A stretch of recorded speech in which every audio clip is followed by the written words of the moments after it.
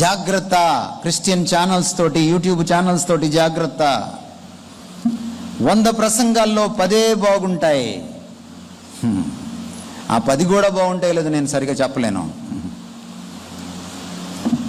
మీకు ఎలా తెలుస్తుంది? అపోస్తల కార్యాలు 17వ అధ్యాయంలోకి వెళ్ళాలి మీరు.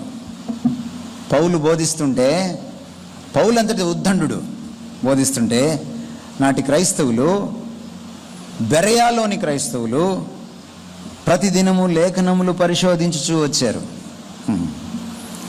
ప్రతిదినము లేఖనములు పరిశోధించు. లేఖనాలు ఇప్పుడు నేను చెప్పంగానే ఆ అమ్మాయి చదివేస్తుంది. చదవడం కాదు, పరిశోధన చేశారు లేఖనాలని. ఎందుకు పరిశోధన చేశారు? పౌలు చెప్తున్నది అలాగూ ఉన్నదో లేదోనని.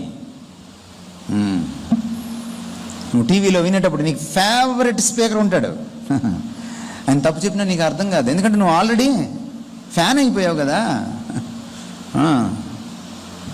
నువ్వు ఫ్యాన్ అయిపోయిన తర్వాత ఇంకేముంటుంది? ఆయన తప్పు చెప్తే నీకు అర్థం కాదు.